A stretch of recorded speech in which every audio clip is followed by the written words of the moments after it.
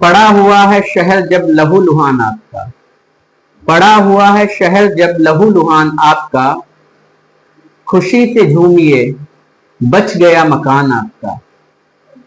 पड़ा हुआ है शहर जब लहू लुहान आपका, खुशी से झूमिए बच गया मकान आपका।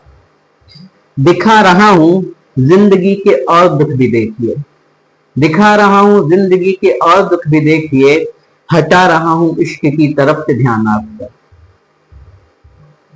ये उन लोगों के लिए है जो नेपाल से सीख नहीं ले सकते। एक 3 करोड़ की पॉपुलेशन, और जब उन्होंने देखा कि करप्शन की अति हो रही है, हमें किसी और चीज के लिए लड़ाया जा रहा है, उनके बच्चे जो है वो विदेश में टहल रहे हैं, अच्छे स्कूलों में पढ़ रहे हैं, अच्छी एजुकेशन ले रहे हैं, और हमें लॉलीपॉप दिया जा रहा है। तब वो जाग गए और एहसास करा दिया कि भविष्य में भी अगर करप्शन हुआ तो छोड़ेंगे नहीं तुम्हें। आज की कहानी भी जो है वो नेपाल की ही है। इस बात पर चर्चा करेंगे कि कौन नेपाल का अगला पीएम होगा, या जब तक इलेक्शन नहीं हो रहे हैं तब तक कौन पीएम बनेगा। लेकिन उससे पहले हम नेपाल की जो है कुछ पुरानी यादों में चलेंगे और थोड़ा सा इतिहास जानेंगे। इतिहास जानने से पहले हमें 2001 में जाना होगा। 2001 में जो है एक हत्याकांड हुआ नेपाल में। ये कोई आम हत्याकांड नहीं था कि नॉर्मल से लोगों को मार दिया गया। इसको दरबार हत्याकांड भी कहा गया, राजशाही हत्याकांड भी कहा गया, क्योंकि उस वक्त के जो मौजूदा राजा थे, हम कह सकते किंग थे, जो उनके पूरे परिवार की हत्या कर दी गई।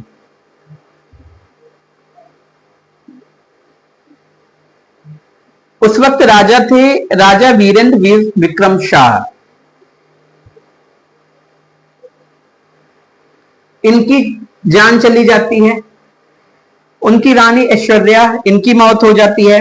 बड़े बेटे दीपेंद्र वीर विक्रम शाह, जो कि कहते हैं कि युवराज थे, अगले हम कह सकते होने वाले राजा थे, इनकी मौत हो जाती है। छोटे बेटे राजकुमार निरंजन वीर विक्रम शाह, इनकी मौत हो जाती है। और इन सभी की जो हत्या की गई वो नेपाल की राजधानी काठमांडू में मौजूद शाही महल नारायण हिटी दरबार, जहां ये लोग रहते थे, जहां आज के भी जो हो सकता है प्राइम मिनिस्टर वगैरह हो वो रहते हो, उसी महल में इनकी हत्या कर दी गई। कहानी कैसे शुरू होती है? 1 जून 2001 उसी महल में एक सदन था, त्रिभुवन सदन। उस त्रिभुवन सदन में जो है डिनर की पार्टी चल रही थी, और ये पार्टी कोई आम लोगों के लिए नहीं थी, इसलिए यहां पर बहुत ही कम लोग थे, केवल 22 लोग थे। और वो जो 22 लोग थे वो एक ही परिवार के लोग थे। हम ये कह सकते हैं कि चाचा, भतीजे, बुआ, ऐसे लोग थे, और सारे के सारे राजशाही लोग थे। इवन वहां पर जो राजा की सिक्योरिटी के लोग जो थे, राजा के जो पर्सनल चीफ सेक्रेटरी हम बोल सकते हैं, वो भी नहीं थे, क्योंकि वो पूरी की पूरी पार्टी जो थी वो राजशाही परिवार की थी। इसके बाद जब ये पार्टी हो रही थी तो लगभग 8:50 पर पहली गोली चलती है। ये गोली सुरक्षा कर्मियों के कानों तक पहुंचती है, लेकिन उन्हें लगता है कि पता नहीं क्या हुआ है। इसके बाद जब तक वो कुछ समझ पाते, 7 मिनट तक लगातार गोलियां चलती रहती हैं।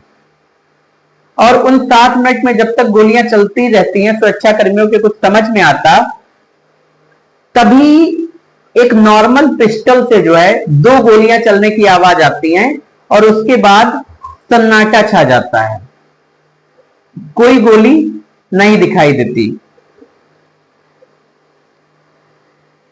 जब ये फायरिंग बंद होती है तो सुरक्षाकर्मी जो थे वो त्रिभुवन सदन की तरफ भागते हैं।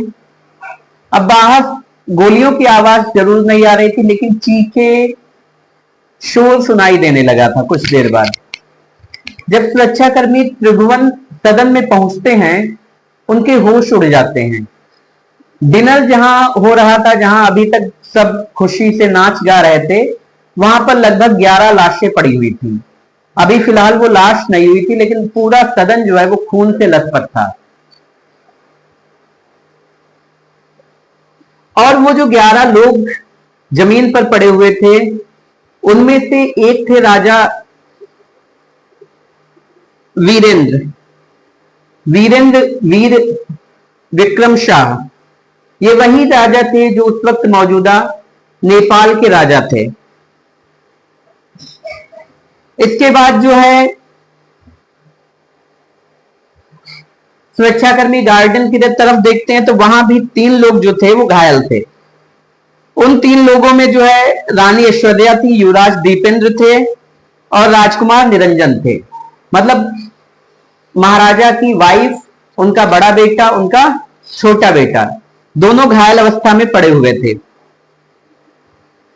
ये सारी चीजें जब देखी जाती हैं, तुरंत सिक्योरिटी को अलर्ट किया जाता है। इसके बाद जो है एम्बुलेंस की व्यवस्था की जाती। व्यवस्था क्या करना, वहां पर सब कुछ मौजूद था। तुरंत हॉस्पिटल के लिए ले जाया जाता है। सबसे आगे जो है राजा वीरेंद्र वीर विक्रम शाह की गाड़ी थी, क्योंकि वो राजा थे, उनको बचाना बहुत जरूरी था। बचाना सबको जरूरी था, जान सबकी कीमती थी, लेकिन राजा के लिए उस वक्त जो है वो राजा को हम कह सकते हैं बचाना बहुत ही जरूरी था। इसके बाद जो है 12 मिनट में, मतलब वो जो महल था नारायण हिटी दरबार से जो है 12 मिनट में गाड़ी छावनी काठमांडू आर्मी हॉस्पिटल पहुंचती है, जिसमें राजा वीरेंद्र वीर विक्रम शाह थे। यह हॉस्पिटल जो है राजा के घर से लगभग 4.5 किलोमीटर की दूरी पर था। जैसे ही राजा पहुंचते, उनके पीछे और भी जो मेहमान थे, उनके जो घर के लोग थे, उनकी गाड़ियां पहुंचती है, लेकिन राजा को तुरंत ट्रीटमेंट देना शुरू कर दिया जाता है। लेकिन वो बच नहीं पाते हैं। 9:15 पर खबर आती है कि उनकी मौत हो गई है। इसके बाद एक एक करके लगभग 14 लोग हॉस्पिटल में पहुंचते हैं। जब ये 14 लोग पहुंचते हैं तो ऑन द स्पॉट, जैसे ही हॉस्पिटल वाली जगह पे पहुंचते हैं, डॉक्टर जब चेक करते हैं, 14 में से 8 लोगों को डेड कर दिया जाता है, मतलब डेड घोषित कर दिया जाता है।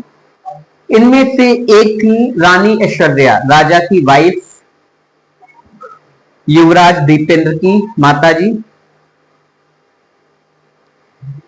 ऐश्वर्या के अलावा राजकुमार निरंजन, राजकुमारी श्रुति, राजकुमार निरंजन वीर विक्रम शाह के छोटे बेटे, उनकी इकलौती बेटी, उनके सबसे छोटे भाई धीरेन्द्र, उनकी 2 सगी बहनें शांति और शारदा, इनकी भी मौत हो जाती है।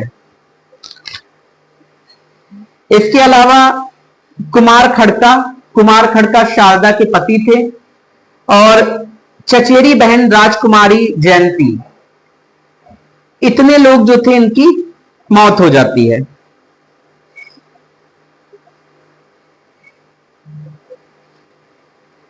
इसके बाद जो है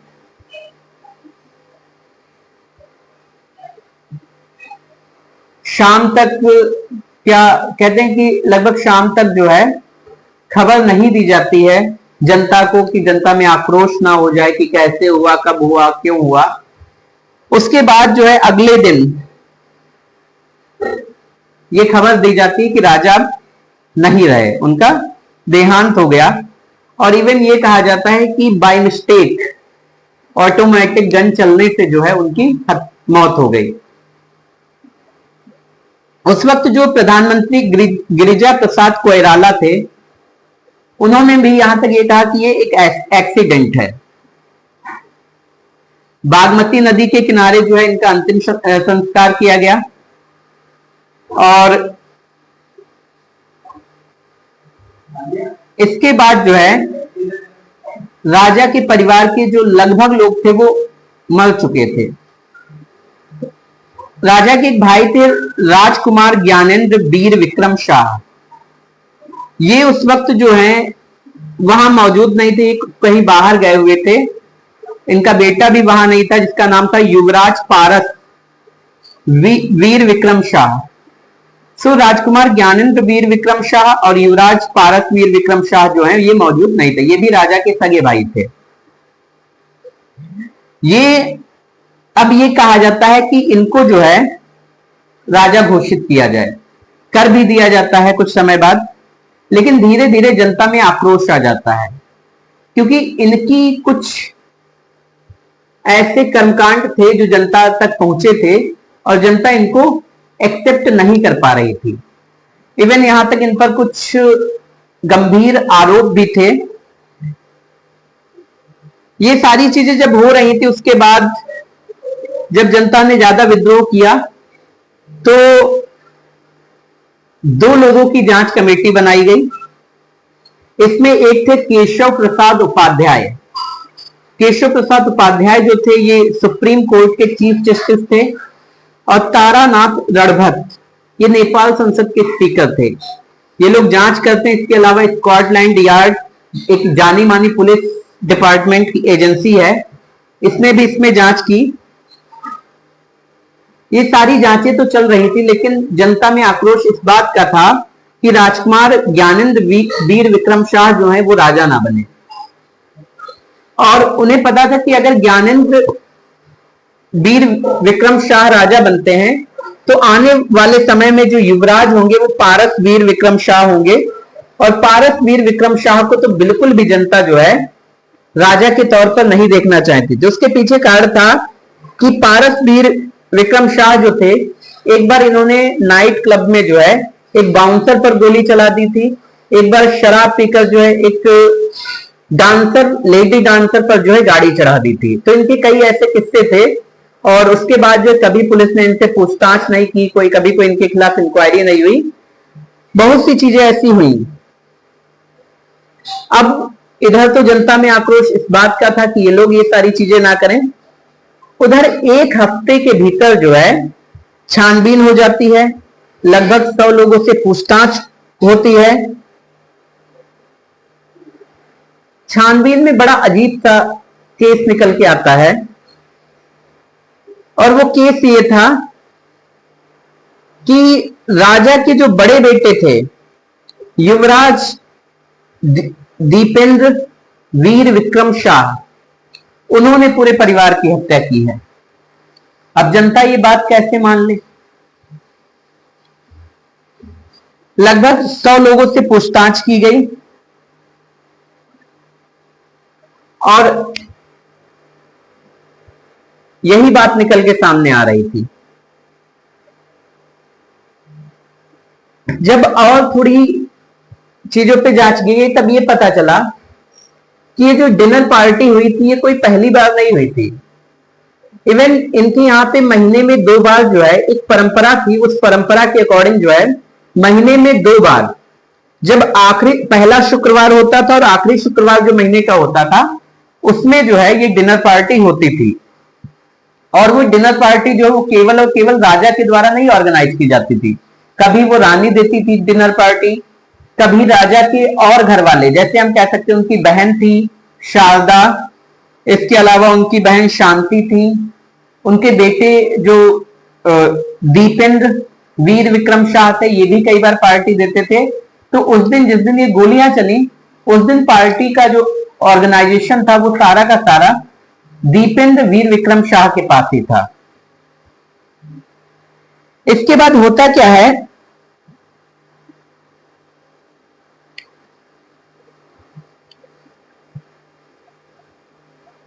जब दीपेंद्र वीर विक्रम शाह को ये सारी कमान सौंपी जाती है तो वो 2 दिन पहले ही अपने सारे मेहमानों को पर्सनली फोन करते हैं, खुद फोन करते हैं, पूछते हैं कौन कौन आएगा कौन कौन नहीं आएगा।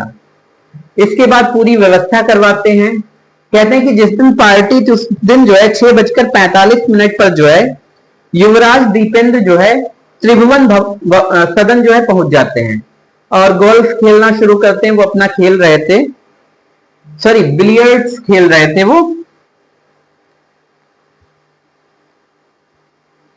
और कहते हैं कि उस वक्त जो है त्रिभुवन भवन में वो अकेले थे। इसके बाद एंट्री होती है राजकुमार महेश्वर की, जो कि राजकुमार महेश्वर जो थे ये शायद शांति के पति थे। शांति ये राजा वीरेंद्र की बहन, उनके पति थे, मतलब इनके बहनोई थे वो। इसके बाद जब वो आते हैं तो जो वीरेंद्र हैं, दीपेंद्र जो हैं, वो उनको एक कहते हैं कि शराब का पैक बनाकर देते हैं, विस्की का पैक देते हैं। और फिर ये सारी चीजें अपनी पार्टी वार्टी शुरू होती है, बाकी की सारी चीजें शुरू होती हैं।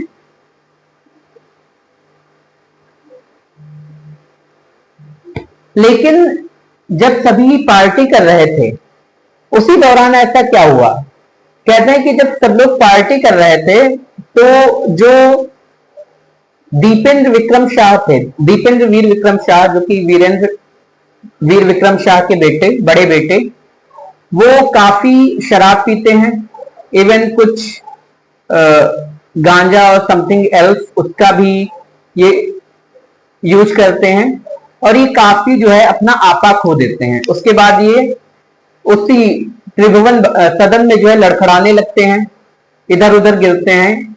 फिर इनको उठाकर जो है इनके रूम में पहुंचाया जाता है, जो उनका शाही रूम था, पर्सनल रूम, जहां वो रुकते थे। ये वहां पहुंचते हैं, कुछ देर आराम करते हैं, जब इन्हें रिलैक्स मिलता है ये वापस आते हैं और वॉमिटिंग वगैरह करते हैं। वॉमिटिंग करने के बाद कहते हैं कि ये फिर से वापस जाते हैं, और इनके कमरे में जो है बंदूकें रखी हुई थी। कहते हैं कि बंदूकों के बहुत शौकीन थे, और इवन मशीन गन, AK-47 और भी ऐसी बहुत सारी जो बंदूकें हम सोच सकते हैं, वो इनके पास इनकी पर्सनल रूम में रखी रहती थी। तो ये वहां से जो है एक मशीन गन, 2 और जो है हाई रेंज की बंदूकें उठाते हैं, इवन AK-47 की तरह कुछ होती हैं, एक पिस्टल, लगभग 4 हथियार लेकर जो है ये त्रिभुवन भवन में आते हैं अपने रूम से निकलकर। जब ये, और उससे पहले क्या करते हैं, अपने कपड़े राजशाही वाले निकाल देते हैं, मतलब जो डिनर के लिए यूज कर रहे थे। ये आर्मी के कपड़े पहनते हैं। आर्मी के कपड़े पहनने के बाद ये सारी चीजें लेकर ये वापस आते हैं। इनके कंधे पर वो 3 बंदूकें टंगी हुई, 2 हाथ में थी, एक कंधे पर टंगी हुई थी, एक पिस्टल जो है लगा हुआ था। जब ये त्रिभुवन भवन में आते हैं तो इन्हें देखकर जो है सब चौंक जाते हैं, लेकिन घर वालों को लगता है कि ये वो पिस्टल जो है, सॉरी वो सारी हथियार जो हैं अपने पिता को दिखाने के लिए आते हैं। जब ये राजा वीरेंद्र की तरफ बढ़ रहे थे तो वो वहां से उठते हैं, वो इनकी तरफ आते हैं कि देखें क्या दिखाने आया है। उसी समय ये जो है पहली गोली चलाते हैं, और वो उनके कंधे में लगती है, वो गिर जाते हैं। वहीं पर खड़े कुछ जो उनके मेहमान थे वो निकाल कर जो उन्हें पहनाते वगैरह हैं, मतलब कि ब्लड ज्यादा ना बहे।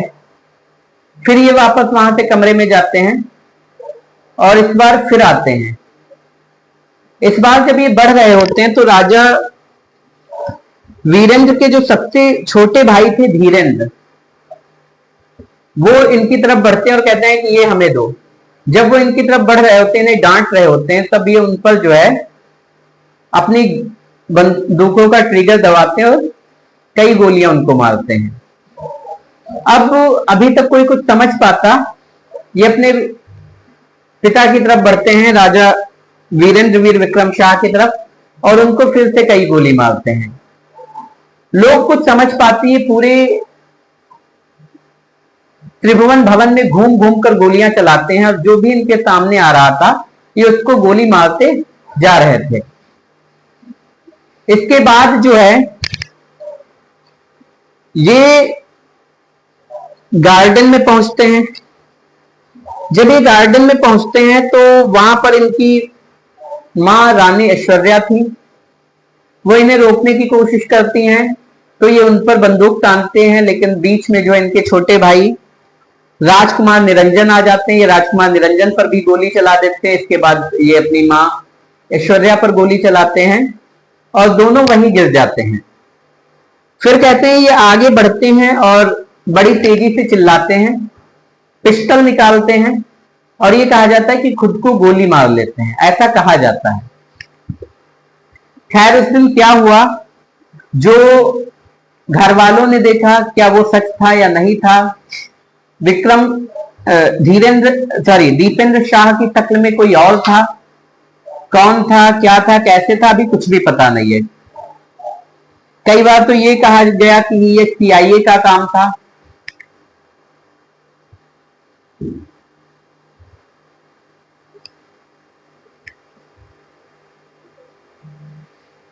जब ये सारी चीजें हो गई और जांच हुई, जब पता चला कि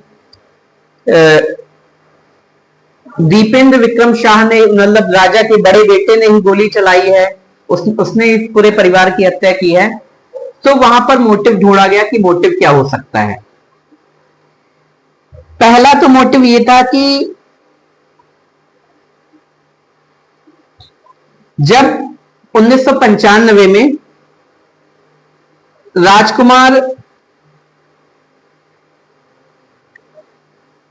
युवराज दीपेंद्र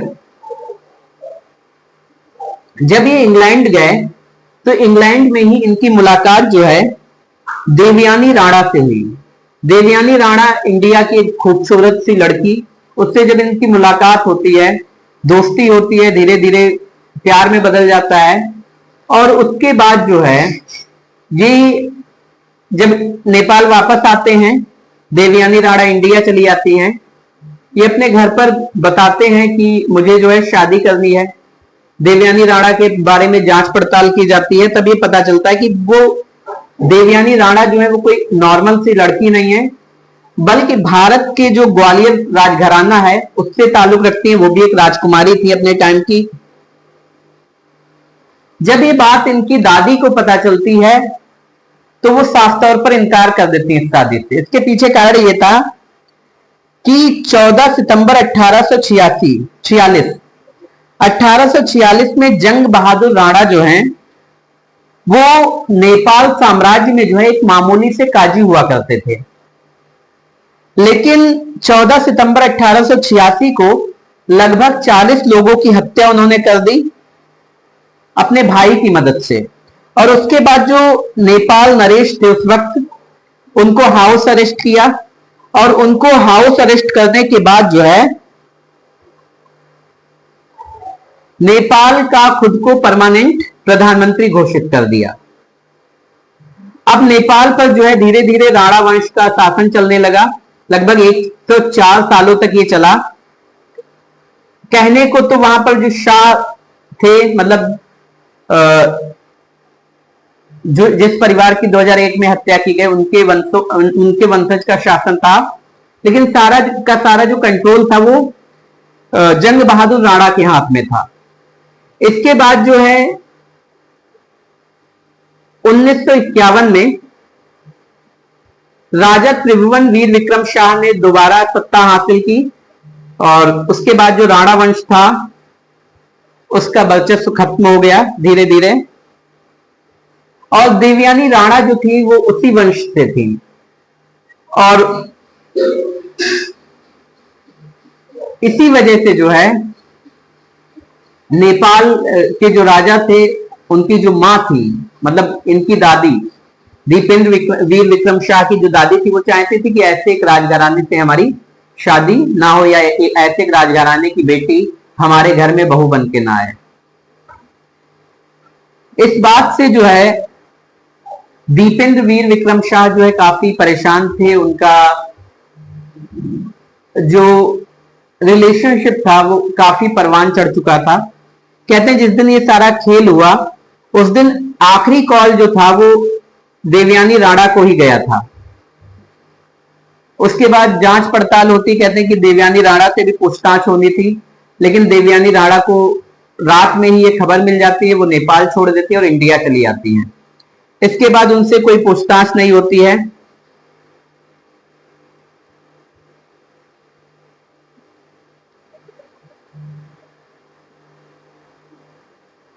लेकिन इन सारी चीजों पर बहुत सारे सवाल खड़े किए गए कि अगर उन्हें शादी करनी थी देवयानी राणा से तो उन्होंने खुद को गोली क्यों मार ली फिर। इसके अलावा वो राइट हैंड थे, लेकिन गोली जिस तरफ से उन्होंने चलाई खुद को मारी वो लेफ्ट हैंड था। तीसरी चीज, उनका पोस्टमार्टम नहीं किया गया। और ऐसी कौन सी जांच होती है जो एक हफ्ते में खत्म कर दी गई। जो भी एविडेंसेस वहां पे मिले उनकी फॉरेंसिक जांच नहीं की गई। ऐसी बहुत सी चीजें हुई जिन्होंने जो है इस जांच को तक के दायरे में ला दिया।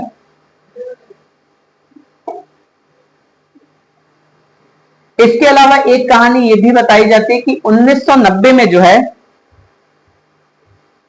वीरेंद्र वीर विक्रम शाह जो राजा थे वो कुछ ऐसे फैसले ले रहे थे जो युवराज को अच्छे नहीं लग रहे थे।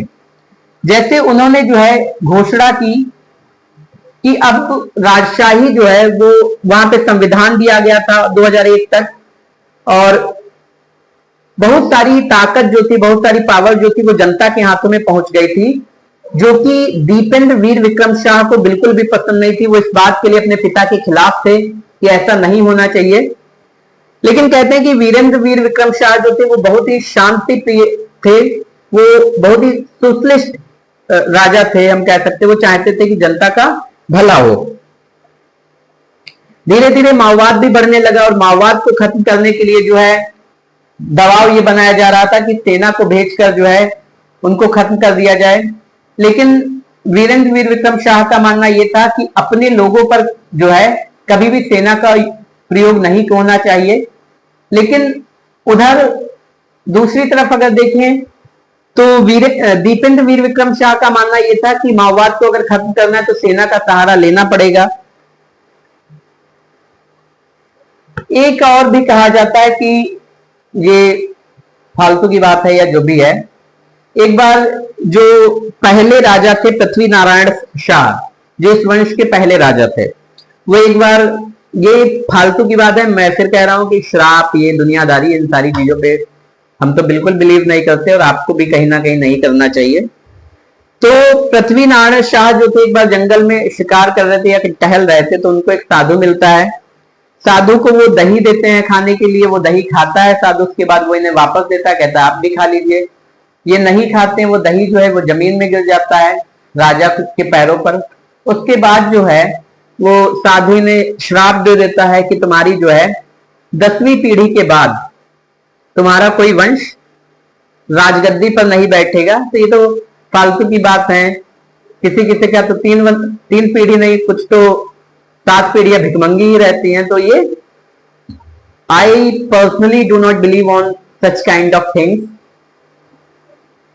सो ये कहानी एक राजा की। इसके बाद एक पार्ट आएगा जिसमें हम बताएंगे 2 लोगों की कहानी जो बहुत ही इंस्पायरिंग है और जिन्होंने जो है ये जो नेपाल में सत्ता परिवर्तन हुआ इसमें बहुत ही अहम रोल रहा। शायद अगर वो लोग ना होते तो मैं फिर कह रहा हूं कि नेपाल में आज सत्ता परिवर्तन तो बिल्कुल भी नहीं होता। नेपाल में सरकार तो आज बिल्कुल भी नहीं गिरती। नेपाल के प्रधानमंत्री को देश तो बिल्कुल भी नहीं छोड़ना पड़ता। नेपाल के फाइनेंस मिनिस्टर को सड़क पे दौड़ाकर तो बिल्कुल भी नहीं पीट पाते। 2 इंसानों ने इतनी अहम भूमिका निभाई कि उन्होंने इतिहास बना दी।